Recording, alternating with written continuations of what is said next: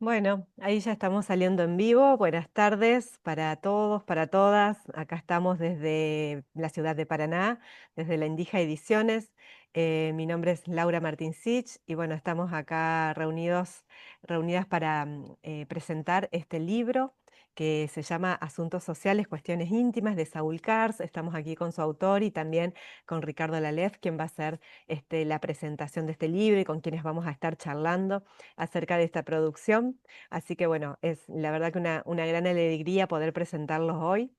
A este libro que para nosotros, o consideramos más que un libro, una herramienta para pensar más allá, digamos, de compartimentos estancos, para incomodarnos en nuestras certezas, para abrir espacios de análisis y de intervención en territorios que muchas veces se nos presentan como cerrados o no evidentes por lo menos.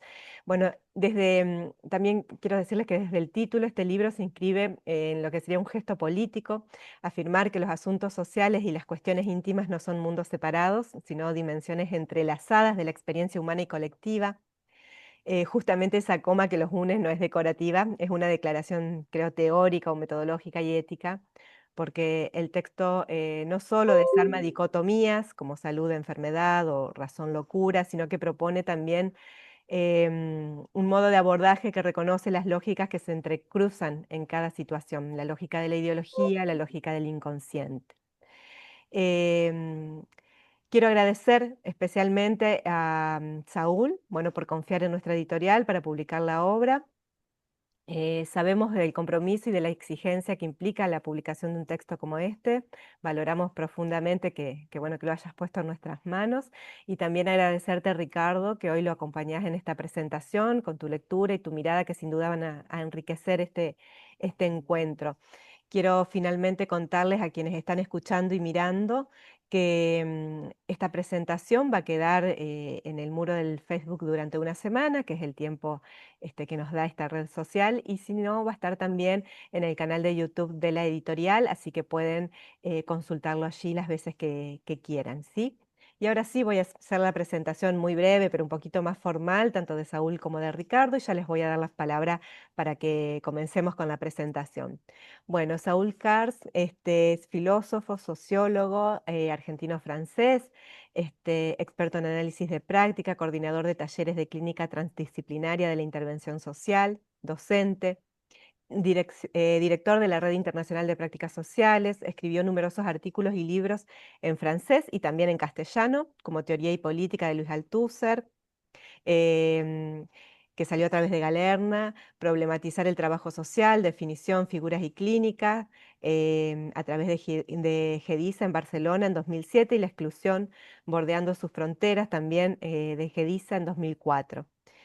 Bueno, bienvenido Saúl y Ricardo Lalef, que es doctor en Ciencias Sociales por la Universidad Nacional de Buenos Aires, investigador del CONICET y del Instituto Gino Germani de la Facultad de Ciencias Sociales de la UBA, director de la Maestría en Teoría Política y Social y coordinador del Grupo de Estudios en Subjetivación y Orden Político del Instituto Germani. Profesor de grado en la carrera de Ciencia Política y de posgrado en distintos programas argentinos e internacionales. También dirigió diversas compilaciones, es autor de Lo Político y la Derrota, un contrapunto entre Antonio Gramsci y Carl Schmitt, de Guillermo Escolar, que salió en 2020, y de la saga Política y Ontología Lacaniana, editada por Miño y Dávila, conformada por Poderes de la Abyección, tomo 1 de 2022, y recientemente publicado en inglés en la editorial Routledge y El secreto de Edipo, tomo 2 de 2024. Bueno, bienvenidos a los dos, y los dejo ahora entonces con la palabra de Saúl, que va a iniciar a contarnos un poco acerca de esta obra. Eh, bueno, Ricardo y yo tenemos muchos méritos, parece. El más importante queda por demostrar, en lo que me concierne por lo menos. No, agradecer primero a la Endija, pero no es politeza, no es educación. Sinceramente, agradecer que hayan aceptado ese libro fácilmente, rápidamente, y tengo otros con los que pienso acecharlos. Agradezco a Ricardo que haya aceptado este rol, que en principio no es muy fácil. Nos conocimos el año pasado en un viaje a Argentina. en una discusión en la UBA y que sus propósitos me interesaron mucho. Primero los propósitos, después tomamos un café y me interesó mucho el autor también. Y bueno, y aquí estamos entonces para hablar, para introducir algo sobre este libro, partiendo del principio realista que supongo la mayor parte de la gente no lo ha leído, acaba de salir por otra parte. O sea que trataré de ser lo menos elíptico posible. Bueno, unas palabritas sobre el título, que es el mismo título en francés, ¿no? Eh, Asuntos sociales, coma, cuestiones íntimas. Eh, la coma forma parte del título. ¿No? Forma parte del título, es decir, eh, no es una conjunción, o sea, no se trata de juntar asuntos sociales y o más cuestiones íntimas. Se trata de mostrar lo que Laura avanzó hace un rato, por otra parte. Se trata de avanzar la idea que asuntos sociales y cuestiones íntimas no son dos mundos, son dos declinaciones, dos dimensiones específicas, pero no autónomas. No impermeables, perdón, no impermeables una a otra. Mostrar cómo los asuntos sociales son, ese sería el límite de ciencias sociales, por otra parte, los asuntos sociales son impensables porque no existen en la realidad sin cuestiones íntimas y viceversa, límite grandioso de las psicologías diversas, las cuestiones íntimas son impensables fuera de una dimensión social. Se puede entender que haya disciplinas diferentes, sociología, ciencias políticas, psicología, psicoanálisis. Se puede entender que haya disciplinas diferentes, no hay mundos diferentes. Se llamaría nominalismo en filosofía, confundir la existencia de disciplinas separadas por razones diversas, culturales, políticas, económicas, confundir la existencia de disciplinas separadas con la supuesta existencia de un objeto separado, y no es cierto. Por eso no se puede decir que tal o cual político que hace un lapsus, no se puede decir que su vida privada se mezcló con su política, no es una mezcla, es la aparición de una dimensión nunca, nunca desaparecida, nunca callada. Bueno, lo que trato es ver cómo esto funciona. Digamos, teóricamente, hay un prefacio en ese sentido, un modo de empleo, que modo de uso, me corrigieron después, modo de uso. Pero sobre todo trato de mostrarlo con casos, con situaciones, como prefiero decir. La vejez, hablando de la mía, en parte de la mía, eh, el suicidio, las ideologías victimarias, etcétera. Hay un capítulo en la edición francesa, eh, objetividad, objetividad necesaria, neutralidad imposible, que no figura en esta edición porque lo reservo para el Endija, si están de acuerdo, pero para otro libro. Bueno, de eso se trata. Es una traducción porque hay el original francés, pero al mismo tiempo es una recomposición porque como 5 días después de escribir, me pregunto siempre quién escribió esta estupidez, hasta acordarme que fui yo. Eh, bueno, corrijo mucho, mucho, mucho. O sea que el libro es fiel al francés, pero no es fiel en la redacción.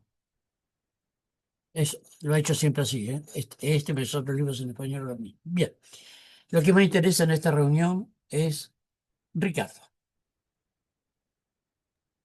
Bueno, ¿qué Entonces tal? Ricardo va a decir cosas. Bueno, gracias, Saúl. La verdad es que también no es un gesto simplemente de cortesía agradecer por esta posibilidad, ¿no? La tecnología lo facilita y eso Sí, es algo bueno, tiene la tecnología la posibilidad de que estos intercambios se produzcan y también que estos intercambios queden en algún lugar y que sigan reactivando diálogos. Así que, bueno, muy agradecido a Laura y a la Endija por esta posibilidad y sobre todo a Saúl que como él adelantó, nosotros nos conocimos el año pasado y enseguida se generó una mutua empatía Exacto. teórica y personal, así que poder continuar por estos canales que son muy, muy los propios, ¿no? La posibilidad de seguir dialogando y pensando de manera abierta, bueno, es una posibilidad que yo siempre agradezco. Eh, Mi intención en unos minutos era plantear algunas cuestiones que el libro me generó, un poco en diálogo con Saúl en esta posibilidad también, y otro poco para advertirles a los lectores y lectoras qué me suscitó a mí el libro, porque tampoco lo voy a poder agotar. Y en este sentido yo quiero señalar una primera precaución de mi intervención. A mí me gusta mucho presentar libros cuando tengo la posibilidad, más buenos libros como este porque uno se sitúa abiertamente en el registro del lector. Y yo creo que es una figura que hay toda una tradición intelectual que la reivindica, pero yo creo que en nuestros ámbitos hay que reivindicar aún más la figura del lector, e inclusive por momentos en una suerte de tensión con la del autor, ¿no? Entonces yo creo que el lector, y esto fue lo primero que advertí en las primeras páginas del libro, cuando Saúl en el prefacio explica por qué el título de este libro, que es un título muy pertinente y que da la clave de lo que sigue. Yo lo advertí a las pocas páginas y después, al terminar la lectura del libro, vi que hay un hermoso epígrafe hacia el final sobre la figura del lector, ¿no? Entonces, quiero reivindicar la figura del lector, no solamente porque yo puedo situarme ahora como un lector, sino también porque Saúl es un lector. Es un autor que es un lector. Y en ese sentido no es solamente alguien que recupera y procesa en el sentido más productivo de la labor intelectual otros abordajes teóricos, ¿no? De la tradición del pensamiento, sino que también él, y acá me siento particularmente interpelado, identificado con su gesto teórico, entrega premisas para poder leer determinadas situaciones. Él llama situaciones, podemos decir casos, yo diría determinados registros de la experiencia, ¿no? Poder leer algunas cuestiones porque los autores no solamente leen otros autores, no solamente escriben pensando en lectores, sino que también en todo ese ejercicio lo que hay es, o lo que se habilita es la posibilidad de leer circunstancias. Porque en el fondo no tiene ningún sentido el pensamiento si no es para intentar decir algo sobre eso que nos rodea, ¿no? Y sobre nosotros mismos, porque estamos, como él bien marca Saúl desde el inicio, profundamente contaminados, ¿no? No somos en ningún momento ni naturales ni puros, porque ni la realidad es natural ni la realidad es pura. Entonces estamos siempre en un registro de frontera, ¿no? Y me parece que una de las primeras cosas que aparece en el libro de Saúl es, desde el título, ¿no? Desde el vamos, es esta idea de que lo social y lo íntimo, por ponerle dos significantes, no son sin contaminación, ¿no? Y no son sin pensar una lógica de frontera que une y separa, ¿no? Porque muchas veces de determinadas disciplinas o inclusive de la política, ¿no? La frontera separa, pero la frontera también une. Y eso es algo que a mí me gusta mucho destacar, ¿no? La frontera separa y une. Porque evidentemente el gesto de Saúl no es solamente decir que lo social y lo íntimo están contaminados, me parece que el gesto de Saúl, y en todo caso después le voy a pedir, si, si no digo bien, que él diga mejor que yo, el gesto de Saúl en este libro, yo creo que tiene dos movimientos, ¿no? Por un lado esto, señalar, hay contaminación, hay una frontera que vincula, pero también que es importante pensar el establecimiento mismo de esas dicotomías, porque existen. Es decir, no son naturales, pero construyen, ¿no? Y hay un gesto por el cual es necesario pensar precisamente cómo eso que a veces es considerado social y a veces es considerado privado, íntimo y demás, se contaminan, pero también operan en la realidad, ¿no? Porque construyen subjetividad e intentan construir subjetividad y prácticas y distinciones. Entonces, me parece que ese es un primer gesto de Saúl como lector en este que es su libro que es señalar esto mismo, ¿no? Ojo con pensar que los asuntos operan en un antagonismo, pero no podemos sino pensar también que eso van construyendo una lógica que va permeando, diríamos, en la realidad, ¿no? Simbólica, ¿no? Entonces, en ese sentido, me parece que hay un primer gesto que a mí me parece fantástico y yo acompaño. Eh, que no da igual pensar en una lógica de antagonismo o en una lógica de contaminación o en una lógica, hay que pensar en las dos, en los dos movimientos, ¿no? Hay que, por un lado, señalar que eso está contaminado necesariamente y por otro lado también ver cómo eso opera en determinadas prácticas, ¿no? Y me parece que lo que Saúl señala, intentando articular la lógica del inconsciente con la lógica de la ideología, es un poco eso, ¿no? ¿A dónde empieza la lógica del inconsciente como un elemento privado? Ya Freud nos decía que eso no era así. No, no, Eh, pero ¿hasta dónde empieza también la ideología como una mera cuestión social? ¿No? Eso no, también hay que no ponerlo en sé. cuestión. Entonces es un gesto que a mí me parece muy interesante porque, insisto, los autores como Saúl lo que intentan hacer es entregar claves de lectura para leer la realidad. Y decir realidad es muy complejo y no es tan fácil definirla. Pero admitamos ese gesto más coloquial de hablar de la realidad, ¿no? Entonces a mí me parecía importante destacar eso que el propio Saúl destaca desde el título, en el prefacio, pero también al final, ¿no? Como si le recordara a sus lectores y lectoras la importancia del lector, ¿no? Y la importancia del lector es Saúl como lector, pero también sus lectores, que pueden seguir haciendo algo con lo que él señala como autor y lector. Así que a mí particularmente me parecía importante comenzar diciendo eso. En unos 5 o 6 minutos me gustaría plantear algunas advertencias del texto, ¿no? Que a mí como lector me sugiere cada uno de sus capítulos. Insisto, esta es mi lectura como lector. Habrá otras desde ya, pero me parece que es posible que a partir de esta plataforma que se abre, que también Saúl pueda explayarse sobre todo eso que un autor recibe cuando escucha a un lector y al mismo tiempo que nos comenta algunas otras cosas adicionales, ¿no? de su libro.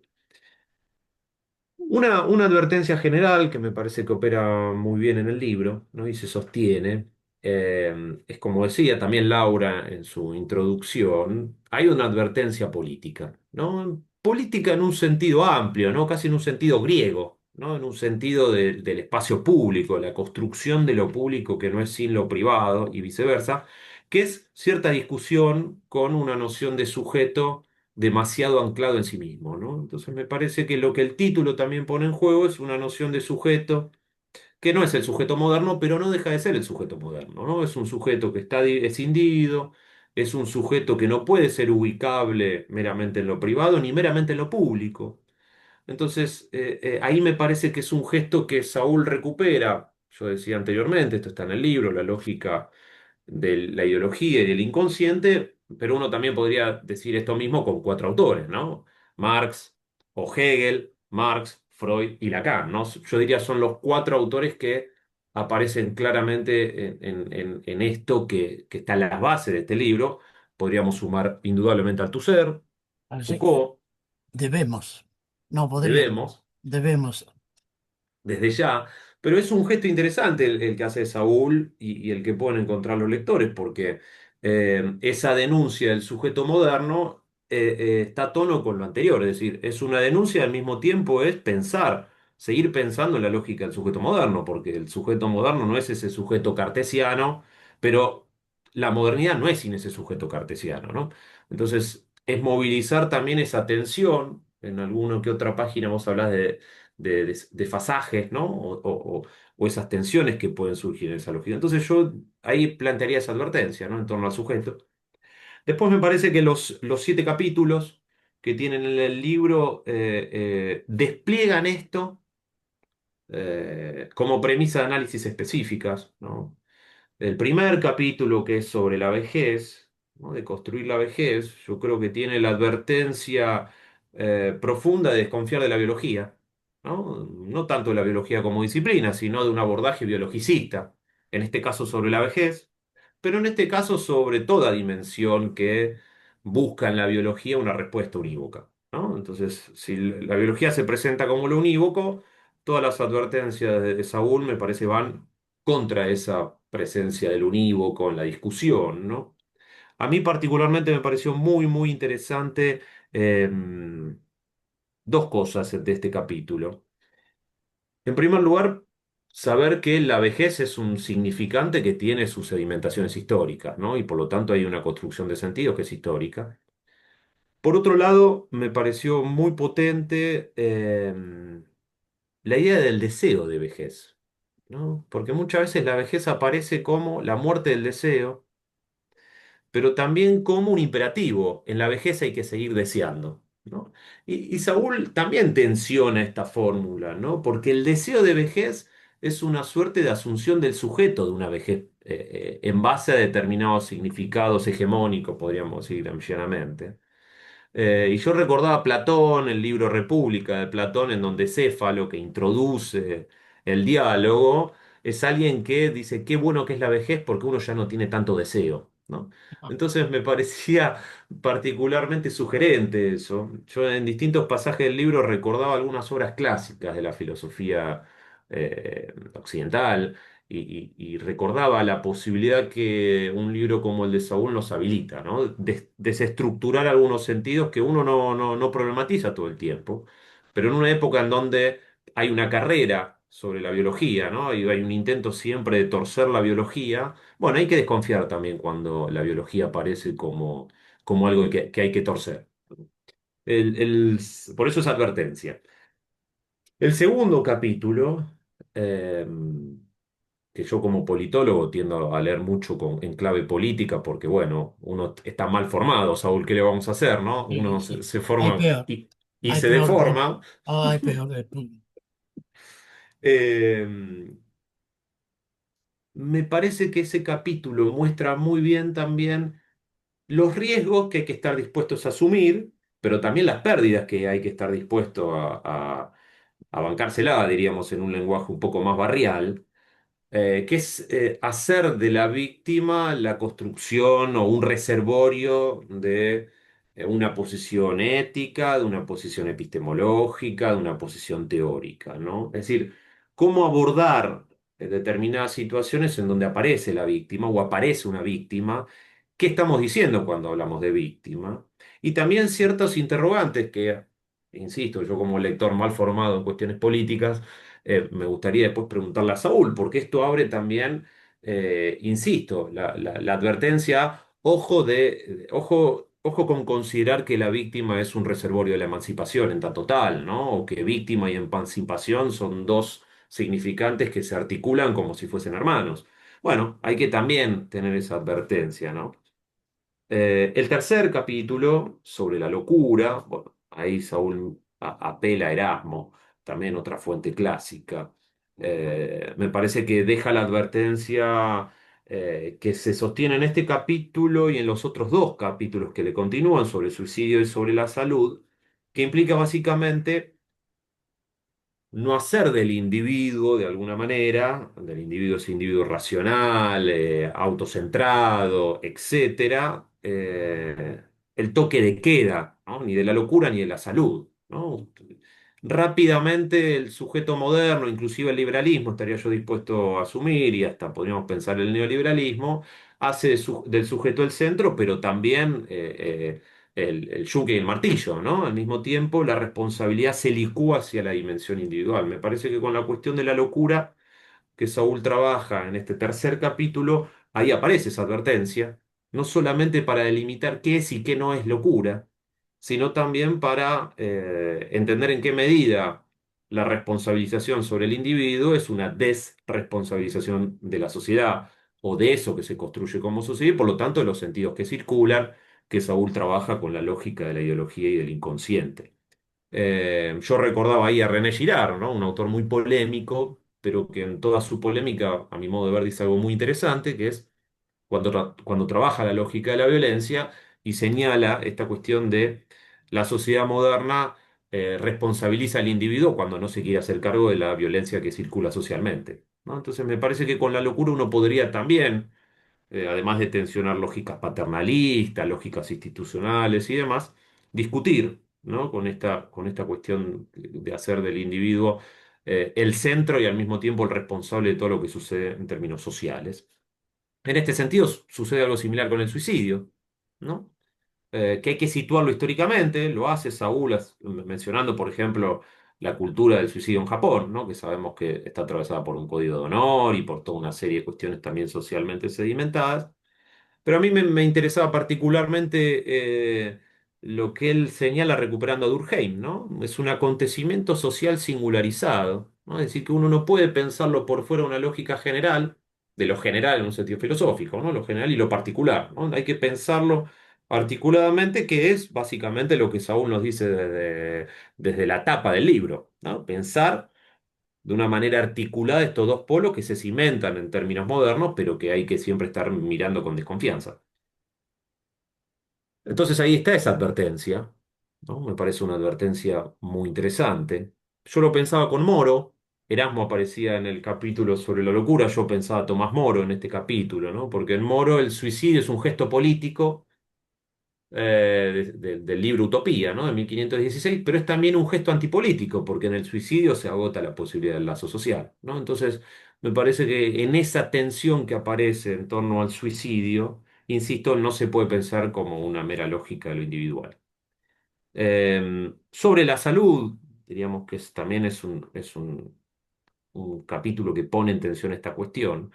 Digo, esta cuestión del individuo y la de la biología, ¿no? En donde estamos en una época en donde la salud aparece como un imperativo, ¿no? Yo que no me especializo en las cuestiones sobre la salud, me resultó particularmente chocante la mención a la definición de la OMS sobre la salud, ¿no? Que Saúl pone en la primera página de este capítulo, ¿no? Esa definición que habla de un estado de completo bienestar, ¿no? Quien dice completo bienestar quiere engañar, diría yo, ¿no? Está vendiendo algo que no puede después sostener, ¿no? Me parece particularmente sugerente cómo lo trabaja Saúl.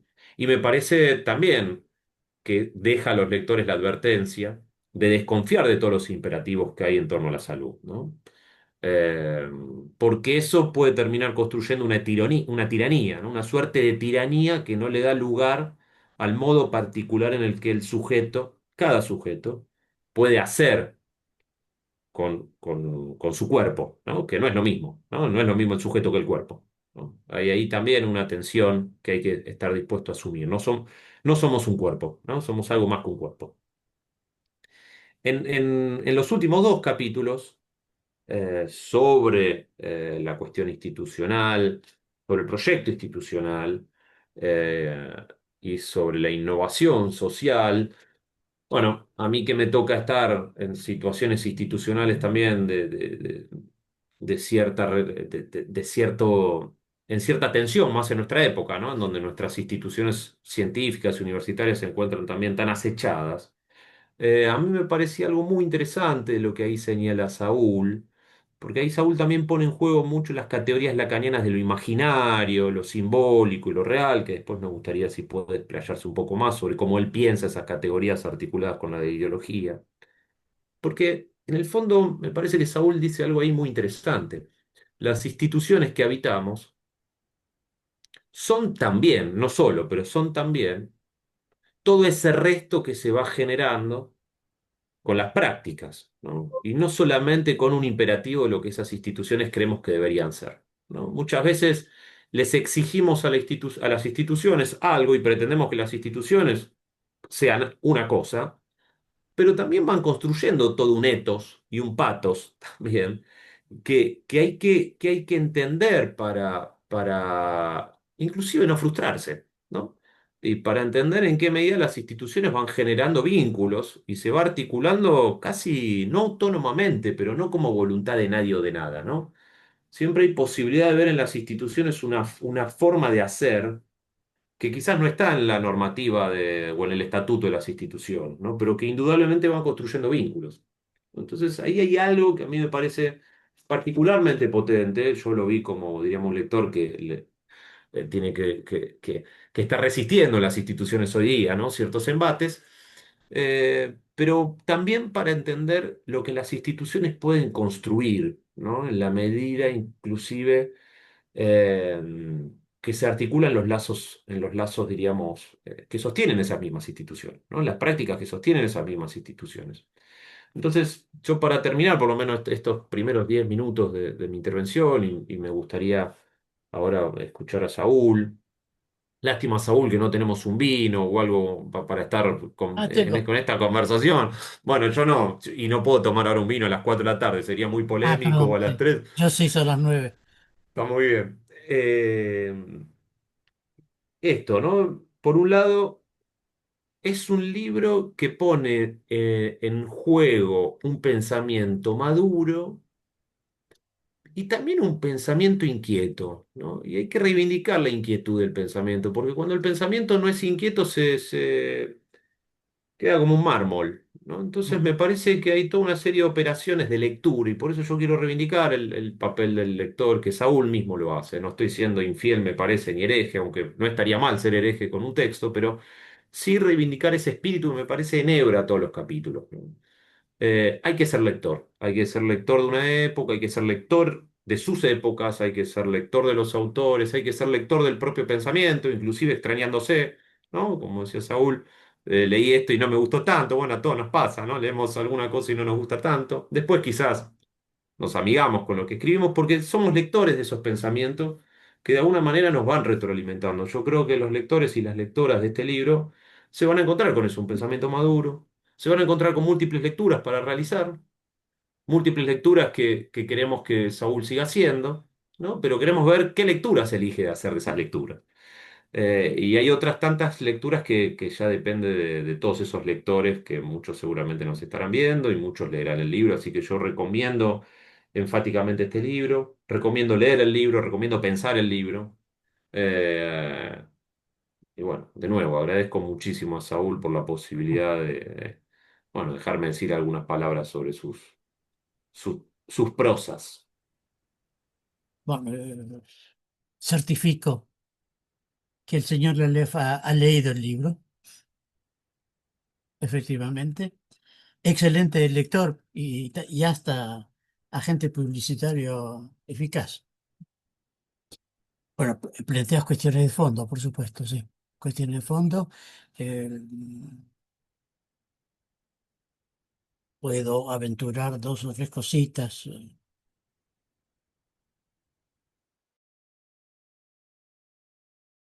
Cuestiones íntimas, vuelvo al punto. Eh, 2 o 3 cosas que quisiera decir. Primero, son construcciones históricas, ¿no? El primer punto enorme, quiere decir perecederas. Quiere decir que nunca, no siempre hubo asuntos sociales. En medioevo no hay cuestiones sociales. Por la misma razón no tienen líbido, tienen fe o tienen creencias o no sé, que son neurosis local, pero no, eh, no, no hacer de asuntos sociales cuestiones íntimas algo eterno. Están situados en una época, una larga época, ¿de acuerdo? Pero las épocas son, por más largas que sean, son perecederas. O sea que si habría que ir derecho al grano, diría que hoy día una tarea, no la única, pero una tarea importante, es ir más allá de lo que las ciencias sociales y las ciencias psicológicas, si te largo el término, ancho el término, ir más lejos de lo que éstas han construido. Es pretencioso incluso si lo topas a la letra, pero digamos hay en toda problemática teórica grande, tipo Marx, tipo Freud, en toda problemática, por más grande que sea, hay impensados. Hay lugares, hay temas, hay entrelazamientos que no son pensados. Si yo tuviera que decir con 1, 2 o 3 copas que no tenemos, si tuviera que decir, bueno, ¿qué querés hacer con todo esto? Diría dar algún paso más allá de la problemática psicoanalítica, más allá de la problemática marxista. Más allá que no sea un más acá. No tampoco se trata de superar a Freud porque no estamos en una carrera de obstáculos. Se trata de pensar con Freud más allá. Se trata de pensar con Marx más allá. Althusser lo intentó, lo hizo muy bien, parcialmente, como todo el mundo, con Marx. Lacan es un ejemplo casi fácil, salvo cuando uno quiere leerlo, pero es un ejemplo fácil para mostrar cómo se trata de pensar el autor, pero ir más allá del autor. Sin Lacan, eh, Freud está muerto. Lo mismo para Marx, ¿eh? Se confundiría con el régimen soviético. Y el psicoanálisis se confundiría con una prótesis de la adaptación social. Entonces, ir con estos autores, con los que ellos abrieron, con lo que pudieron pensar, con lo que se les escapó, con lo que vieron de un cierto modo, lo que no vieron, se trata de dar algún paso adelante. Mi obsesión es la coma. ¿No? La coma. No es mi tema de trabajo, es realmente mi obsesión. Por lo que conozco de mí, no conozco todo, por supuesto, pero lo que conozco de mí hace muchos años que esta me persigue y no me larga, y no quiero que me largue. Eh, Social, asuntos sociales, cuestiones íntimas. Eh, ¿Cómo pensarlos? Se lo piensas como objeto, entonces plantea la cuestión de los límites de la entrada y de la salida. Eh, en trabajo social, que es mi gran, donde aprendí muchas cosas. ¿Eh? En trabajo social se dice, en Francia en todo caso, pero en Argentina seguramente también, se dice de un usuario, este tiene problemas sociales. Ah, no, no, creo que tiene problemas económicos. Ah, no, no, es más bien problemas sexuales. No me va. Es muy divertido. En fin, es horrible, pero es muy divertido porque se supone que el problema social está exento de parámetros sexuales, que lo sexual es las mujeres y los hombres, y es un poco más complicado, como todos sabemos, las relaciones entre unos y otros. O sea, todo esto para llegar a la idea. La primera idea social, íntimo, entenderlo como dimensiones, no como objetos, como dimensiones. Es como dimensiones con características específicas, hasta ahí voy, características específicas, no se, si no caemos en todo, está en todo, y eso es confusionista. Obviamente un movimiento político no tiene las mismas características que una relación con una mujer o con un hombre, para decir un ejemplo fácil. Es decir, hay una especificidad. Y ahí podemos dar un paso, caer en el vacío, podemos dar un paso y pensar que es una realidad, que en la realidad hay, pese a todo, en la realidad hay, pese a todo, fenómenos sociales y por otra parte fenómenos íntimos. Y el problema, típico de la psicología social, por ejemplo, el problema es juntar uno y otro, establecer puentes, influencias, todas esas cosas. Bueno, yo creo que hay una gran confusión teórica, iba a decir mental, una gran confusión teórica entre uno y otro. A saber, hay en la realidad hay cuestiones sociales y en realidad hay cuestiones íntimas. Sí, uno está al corriente de una distinción que hace Hegel, genial, por muchas cosas. La realidad no es lo real. Lacan debe mucho a esto, ¿no? Le salió mucho de esto. Eh, la realidad es lo que parece, lo que tiene el aspecto de ser. Son las voces que mi amiga Juana de Arco escuchaba. Esa es la realidad. Mi amiga, porque la cito mucho, me encanta esa chica pobre. Es la realidad, ella escuchó la voz, por eso los ingleses la quemaron, no porque pensaba que había escuchado, porque lo escuchó en serio. La prueba es que se largó contra los ingleses, levantó un ejército, ¿no? Bueno, quiero decir que hay una realidad de cuestiones sociales, hay una realidad de cuestiones íntimas. Doctor, ahora le voy a hablar de mi intimidad sexual. No voy a hablarle de mi salario, voy a hablarle de mi intimidad sexual. hay una realidad y el chico o el hombre o la mujer va a contarle episodios más o menos interesantes, en todo caso para él, que el psiquiatra o el psicólogo ya escuchó 14.000 veces, pero bueno, para el que los vive son completamente inéditos. Hay una realidad, hay una realidad sexual que no es necesariamente lo real. Yo tengo mucho miedo todo el tiempo. Es una realidad. Transpiro, evito las calles desiertas, evito ciertos barrios y qué sé yo. Es una realidad, pero la realidad es consistente, es consistente, da signos de existencia y es fundamentalmente engañadora. Es decir, s- hemos hemos consolidado la existencia de un fantasma llamado asuntos sociales. Espero que la frase suene suficientemente mal, ¿eh? Porque un fantasma, en la comprensión habitual, un fantasma es un fantasmagórico, no tiene consistencia. No es cierto eso. Desde Hamlet hasta Freud, el fantasma es consistente. Por ejemplo, hay muchísima gente que cree que en diciembre de 1999, la caída del muro de Berlín, cayó el comunismo. Es una ilusión en el mundo entero. La creencia que el comunismo cayó. Eso supone que antes había estado en marcha, lo cual queda por demostrar. Todo esto para decir que asuntos sociales y cuestiones íntimas son realidades fantásticas, en sentido primero del término, fantasmagóricas. No es lo real.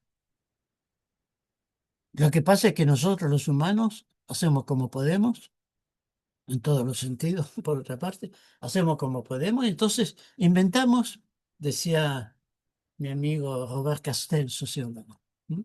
Me decía, sí, nuestro oficio consiste en inventar pequeñas maquinitas para pensar. Hablamos pequeñas maquinitas de petit jouet, ¿eh?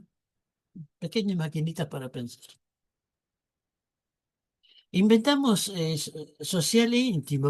No es un capricho, no es un capricho porque están asentados en índices, con comportamientos y conductas. No es un antojo. Eh, a Durkheim no se le antojó inventar la sociología, mucho más grave, mucho más complejo. Pero es una invención, es una invención. Si el término no fuera equívoco, dirías una invención poética.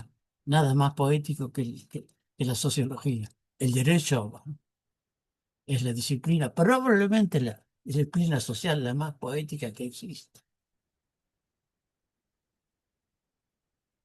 por muchas razones. Bueno, el-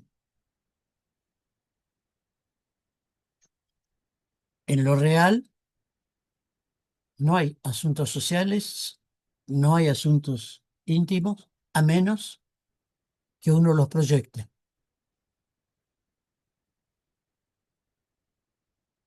Eh, los asuntos reales, las cuestiones íntimas son un complot teórico inventado por las disciplinas sociales, todo eso, que hace que se termine reconociéndolo en la realidad.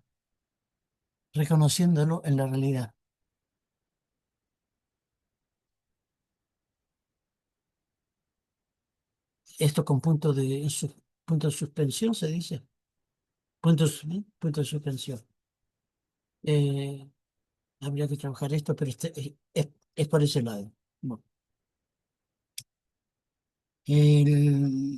la realidad sí, la realidad es un campo minado, es un campo minado, es decir, que podemos saltar en todo momento.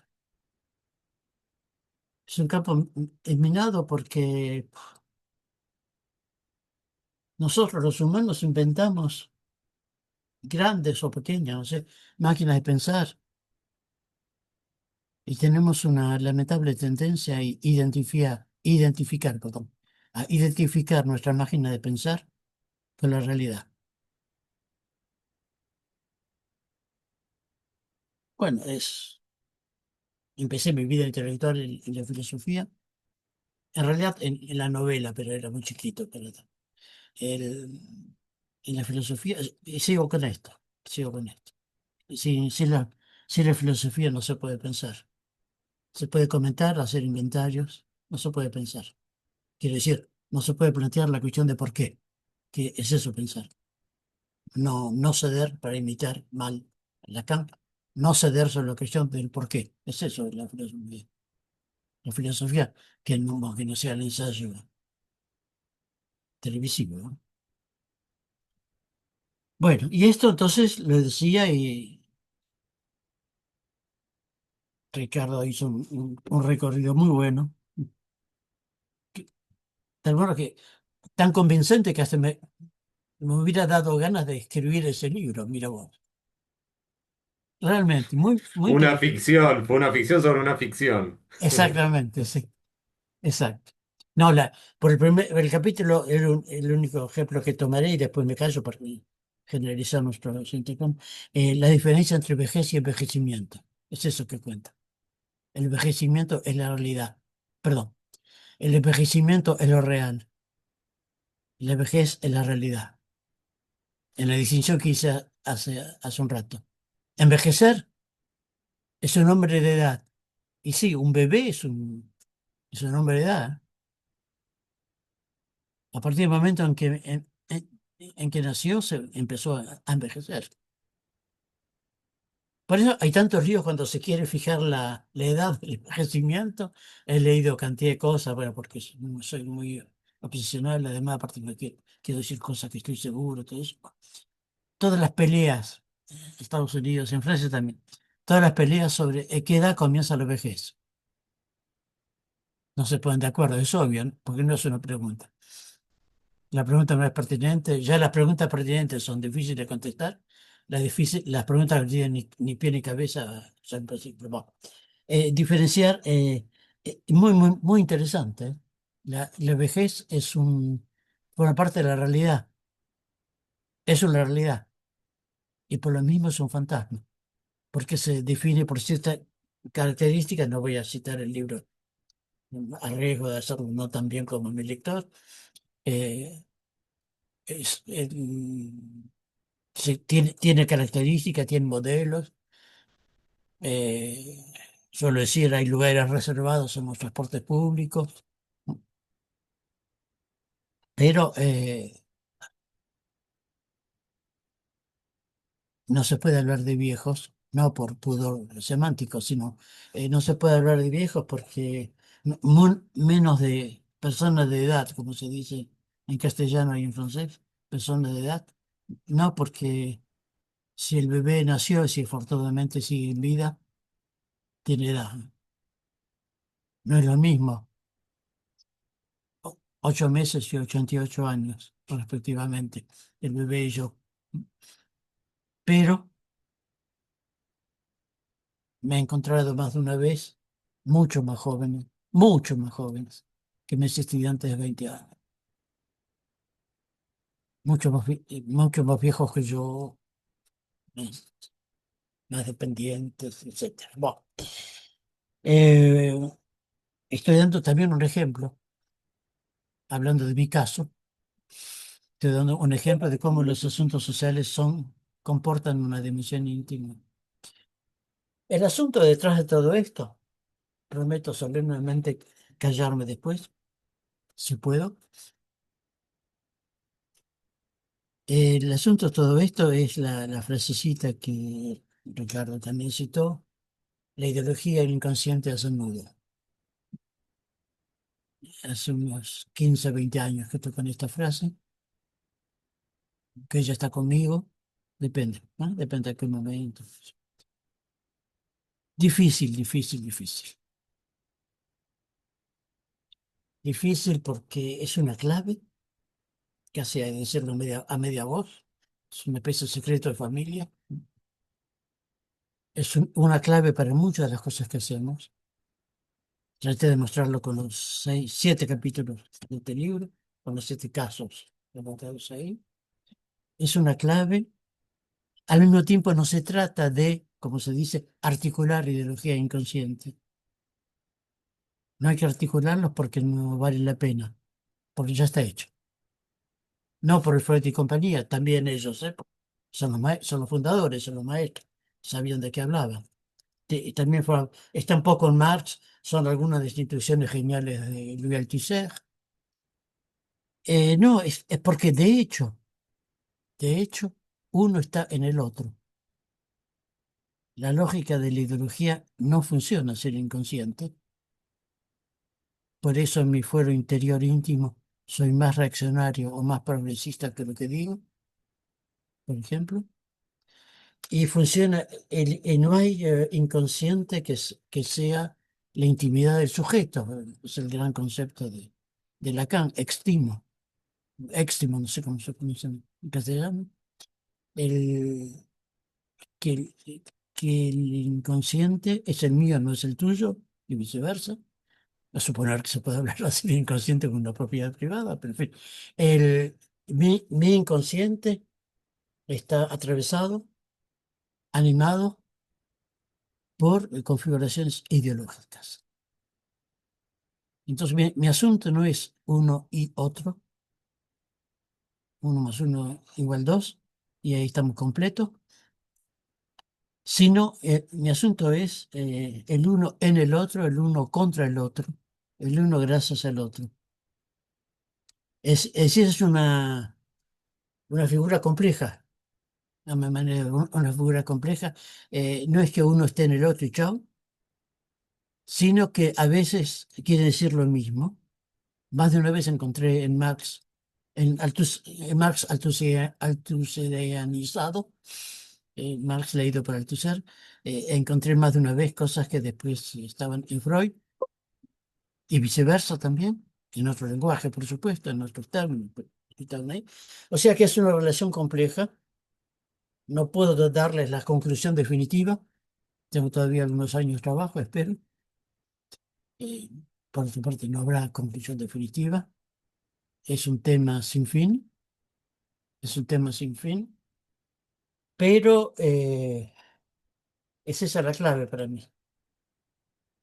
Están los campos de saber específicos, y cuando sos psicólogo mejor que hable de psicología y no de relaciones sociales, porque vas a decir boludeces para hablar científicamente. Si sos sociólogo, no hay que abusar mucho.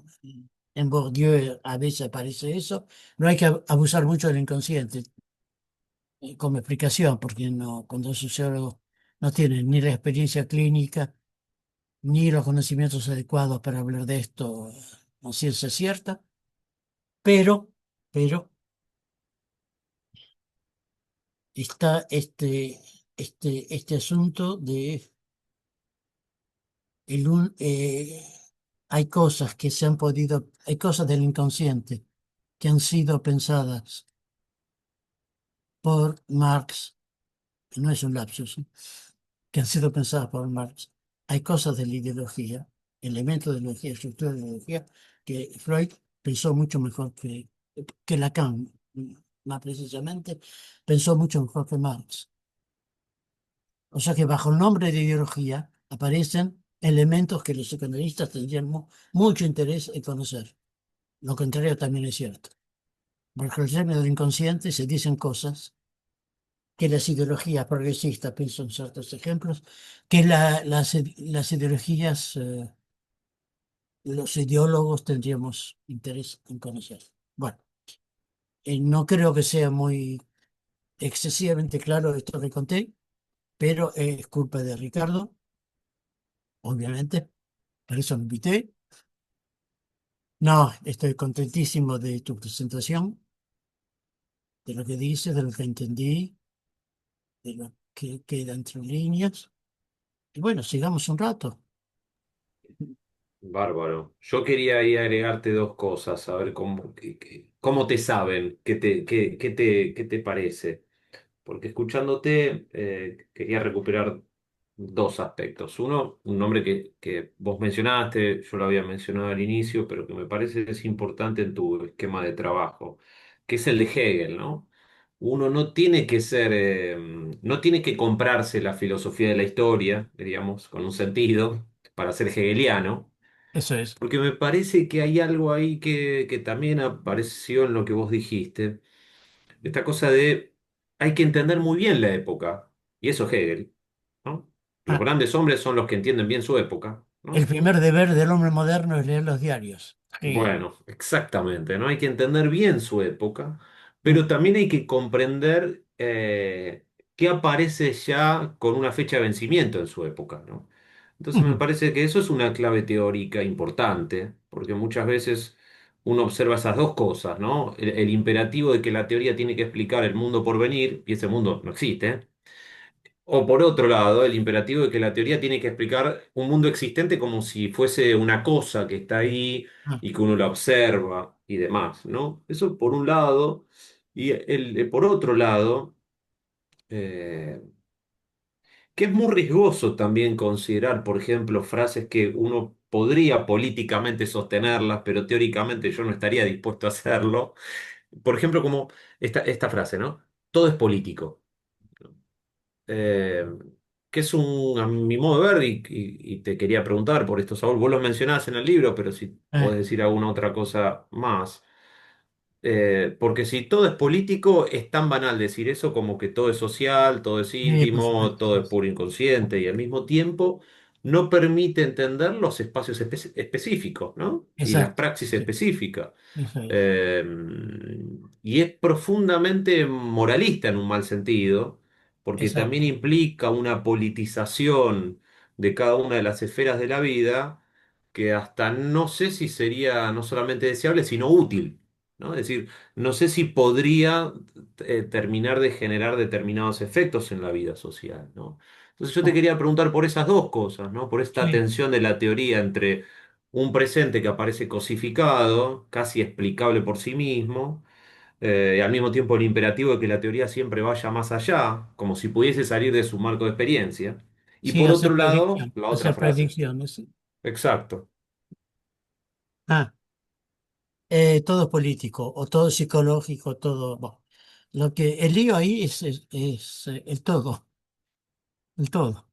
el prejuicio según el cual habría todo. Y esto se puede curar con el psicoanálisis,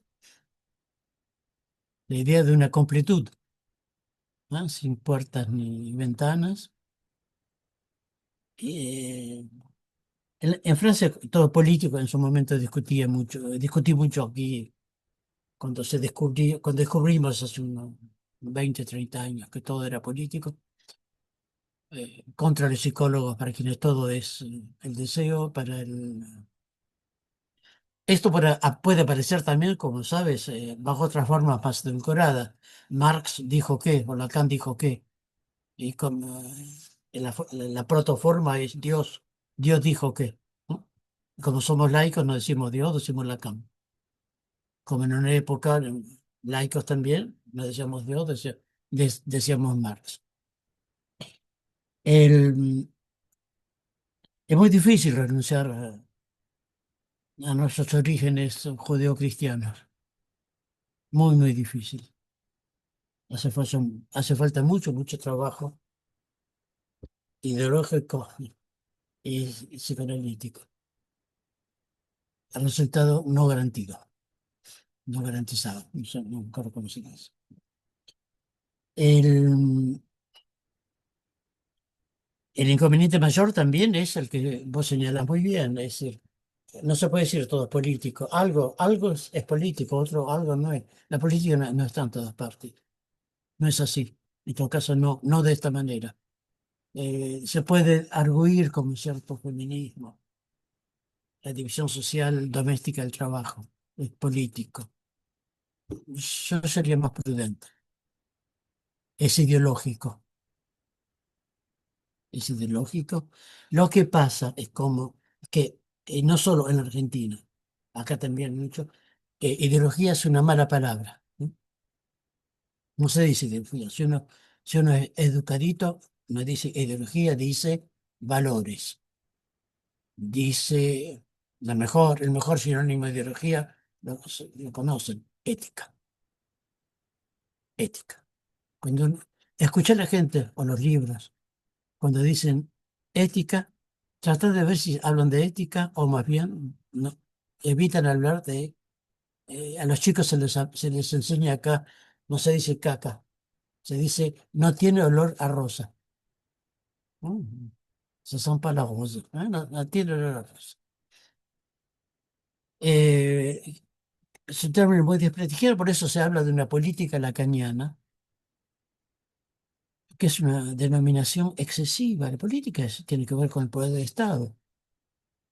Naturalmente, siempre habrá algún psicoanalista delirante que quiera apoderarse de la Casa Rosada, pero digamos, tiene que ver con la ideología lacaniana, que no es un insulto, es un cumplido. Es una concepción del mundo no neutra, es eso, quiere decir, definición rápida. Es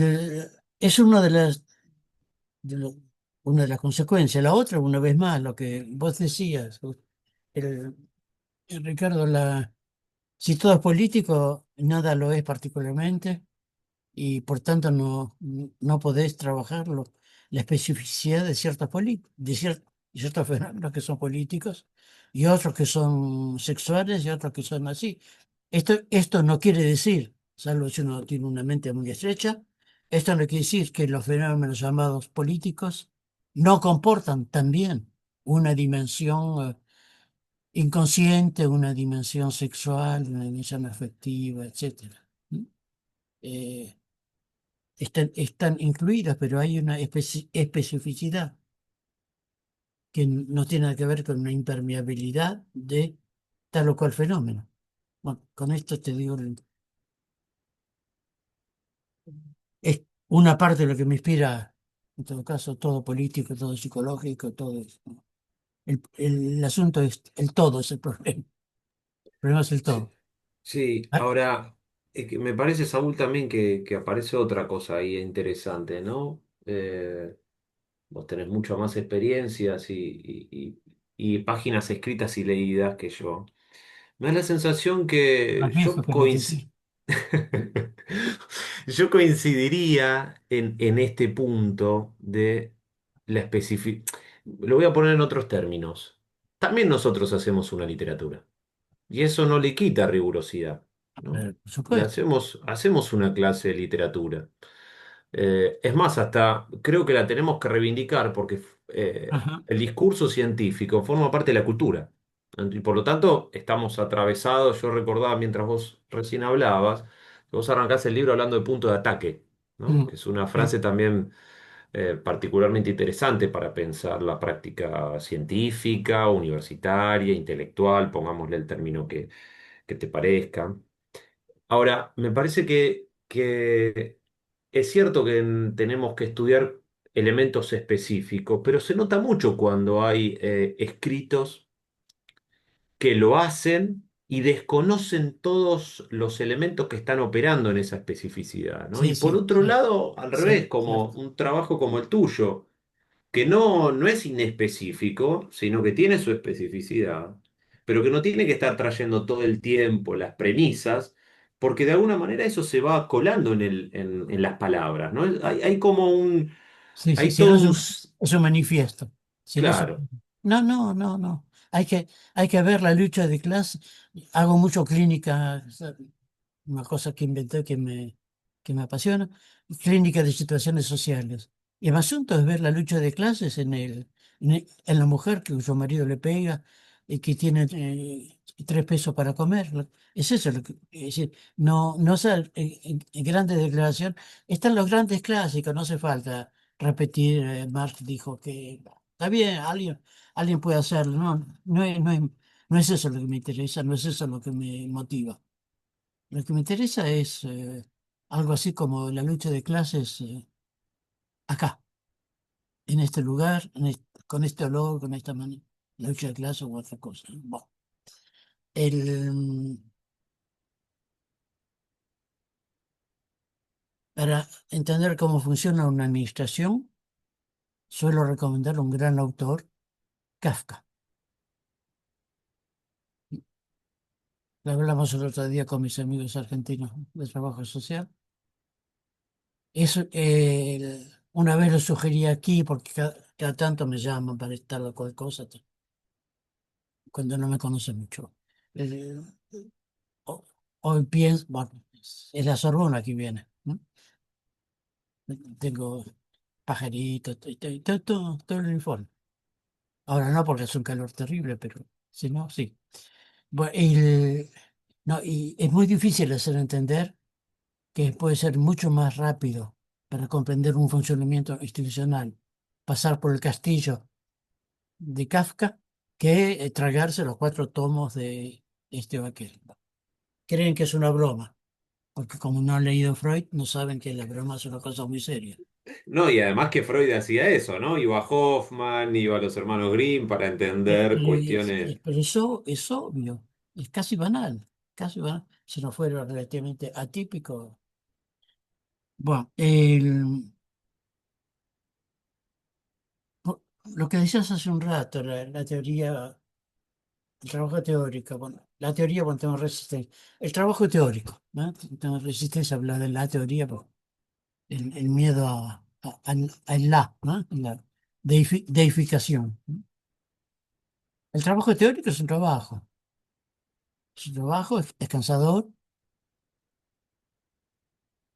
A veces trabajas para hacer una mesa y quedaste contentísimo y la pones y la mostrás y le falta una pata y se cayó. Es decir, un pie, perdón. El, el trabajo teórico es un trabajo de tentativa de es un descifraje, es una tentativa de descifraje, no del sentido de las cosas, sino de la lógica de las cosas. Es una diferencia que me parece importante. La lógica subjetiva, el sentido subjetivo. Cuando alguien dice lo que yo hago no tiene sentido, puede tener razón, pero porque no en lo que hace no está reconociendo lo que él quisiera ver, lo que esperaba ver. Esto no impide que de hecho no se pueda hacer cualquier cosa, porque incluso cualquier cosa tiene una lógica. La asociación libre de ideas, por ejemplo, cuando el paciente asocia palabras que en principio no tienen conexión lógica entre ellas, no tienen conexión semántica, mejor dicho, entre ellas. Cuando asocia y el psicoanalista puede decirle algo, es porque las palabras no tienen sentido, pero tienen lógica. La asociación de ideas es una prueba banal casi, ¿no? Una prueba banal, que hay una lógica objetiva.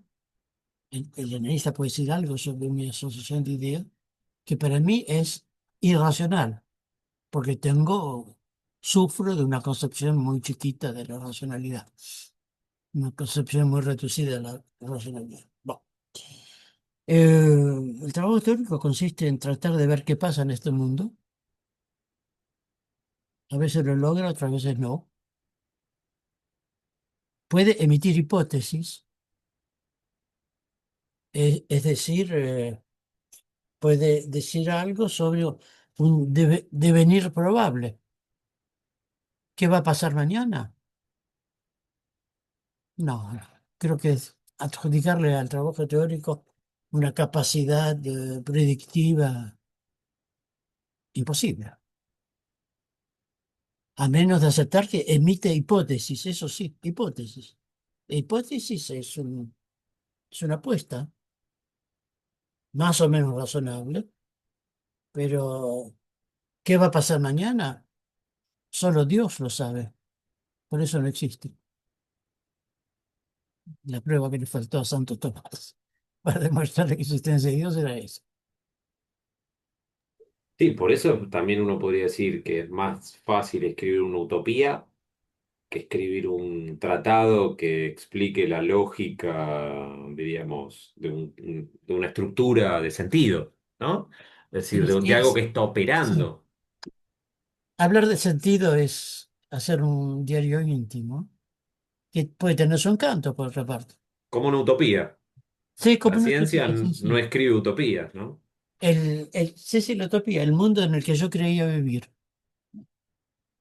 El trabajo teórico no es hablar del mundo posible, es hablar de algo peor, es hablar del mundo real, tratar de hablar del mundo real,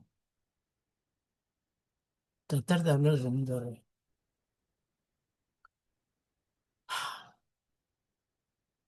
Laura, ¿te das cuenta quién editaste?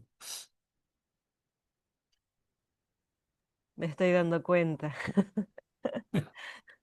Ahí tenemos en Facebook varios saludos, Saúl y Ricardo, que les quiero comentar, de gente que Sí, sí. está escuchando.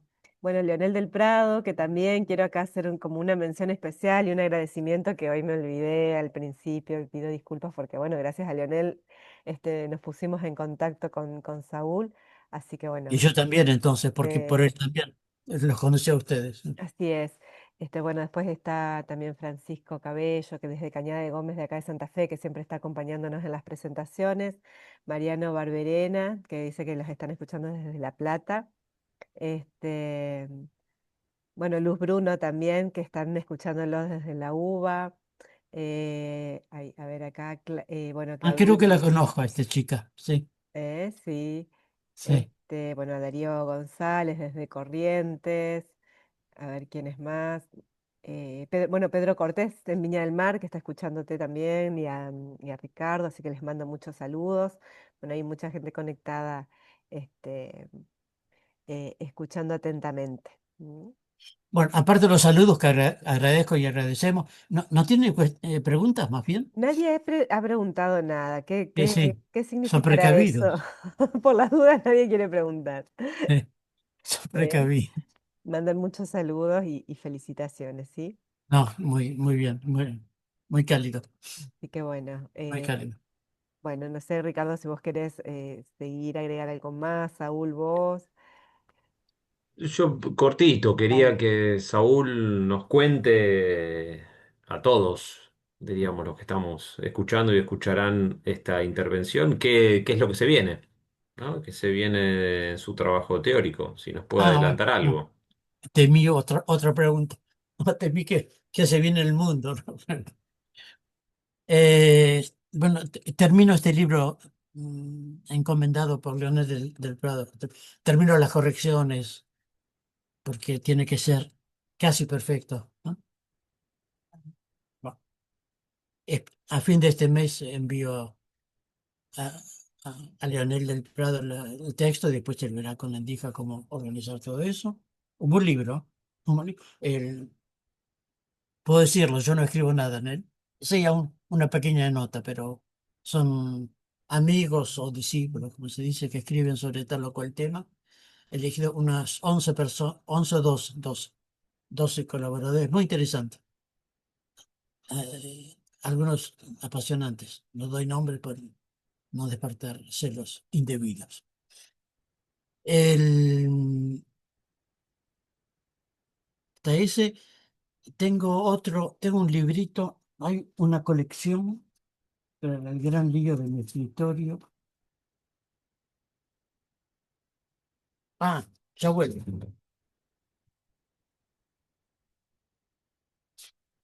Hay una pequeña colección en, en Bélgica. Pero los belgas son gente muy interesante, ¿eh? Mucho más divertido que los franceses, por otra parte. Más irónicos, ¿eh? Más irónicos. Es una colección de libritos, son 60 páginas apenas, ¿eh?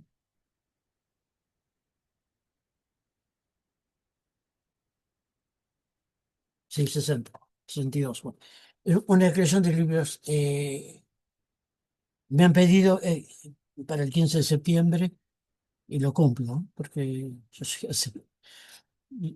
Un librito sobre la autoridad,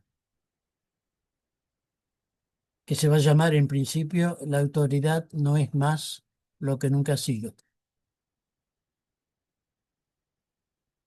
Lo interesante de esta coleccioncita es que es editada por lo que se llama acá la comunidad francesa, es decir, el gobierno, de hecho. El gobierno, la parte francesa del gobierno belga. Un tiraje 11.000 ejemplares regalados a todo lo que es cultural allí. Eh, cultural, asociación de esto o aquello, biblioteca pública, todas esas cosas. Sale también en Francia en una editorial, acá cuesta 5 euros, $5, porque no es nada. Es un café en el centro, ¿no? Más o menos. Y probablemente salga también podría salir en español, si convenzo a...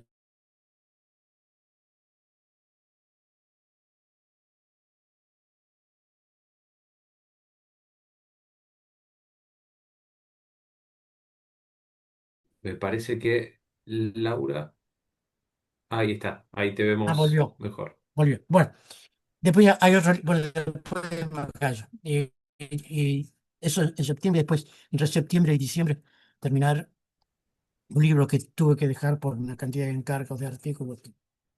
Un libro que se llamará, en francés, traducido, plantear la cuestión ética. Plantear, es decir, no hablar de tal o cual ética, sino responder a la pregunta: ¿qué es una ética? ¿En qué consiste? ¿De qué está hecha? Un poco delirante, chico, como proyecto, pero bueno. Y después, bueno, ahí estaré en diciembre, enero, y veré quién lo publica acá, quién lo publica en Argentina. Bueno, perfecto, meses movidos, Saúl. Perdón, Meses movidos con mucho trabajo soy incapaz de, editorial. soy incapaz de no. Sos el esclavo de Hegel, de la Ah, dialéctica. pero absolutamente, con ninguna vocación de amo, para seguir la metáfora hegeliana. Laurita, muchas gracias por lo que Bueno, has invitado a hacer. bueno, ahí, a ver, justo Luz Bruno puso que la propuesta del anidamiento e ideología inconsciente es clave para pensar las intervenciones sociales. Quienes participamos de las clínicas logramos constatarlo una y otra vez. Este, Sí, sí, porque trabajamos con ella y otra gente. ujú, Un seminario, digamos, un seminario un sábado por la mañana, por Zoom también, sobre situaciones de trabajo social, que es una ah, de mis grandes pasiones. está bien. Y ahí efectivamente ideología inconsciente hace el nudo, funciona casi solo. Bueno, Ujú. hay que empujarlo un poco, es cierto, pero funciona casi solo. Quiero Bueno, decir, ilumina cosas y permite frenar el moralismo terrible que les pone en la cabeza a los trabajadores sociales. bueno, y ahí también Sergio Ramírez dice que alumnos y profesores de Río Gallegos están escuchando. Espera, Carmen ¿puede Lera. decirla más fuerte? Sí, discúlpame. Sergio Ramírez dice, alumnos y profesores de Río Gallegos, Sí, Santa Cruz, están ahí sí. escuchando. Carmen Lera, desde Santa Fe, Ah, sí, también, sí, sí. No, de escuchando ahí. Paraná. Carmen, Sí, pero Carmen es ella de Paraná. está, no, ella vive en Santa Fe. Ah, sí, sí, es cierto. Y Sí, sí. Silvina Cabrera también, que dice que gracias por seguir escribiendo. Te agradece a vos, Saúl, por seguir escribiendo. Bueno, y mandan Ya, felicitaciones también. unas pocas veces que me dicen eso. Bueno. Generalmente me acusan de seguir escribiendo. Bueno, así que bueno, ahí están los Bueno, comentarios. perfecto. ¿M? Muy bien, muy Bueno, y bien. muchas gracias nuevamente y volver a decirle a la gente que bueno, que obviamente esto va a quedar ahí en el muro de Facebook y luego en el canal de la editorial de YouTube para que puedan volver a escuchar o aquellos que no llegaron en este horario puedan consultar la presentación, escucharla y demás. Y también que bueno, el libro está a la venta a través de la tienda web de la editorial. Pueden consultar ahí en las redes o los canales de comunicación que tenemos. ¿Mm? Y bueno, Eh, sí. una sola palabra Ujú, que debo decir. ujú, En general tengo mucha confianza en mí, en mis ideas. No es un dato de la naturaleza, lo construí con mucho dolor. conozco muchos años. Esta tarde me ha dado una nueva dosis de coraje y les quedo realmente muy, muy, muy agradecido. No, Saúl, Gracias a vos, gracias. Saúl, por favor, siempre un placer. Tal vez podamos renovar esto en otro momento. ¿Cómo no? Quedó ahí, queda como un compromiso Mm, ético, no solamente... eh, editorial. exactamente. Mm. Bueno, Chao. chao, Buenas buenas tardes. tardes y buenas Buenas noches. tardes. Chao. Hasta Chao, chao. luego.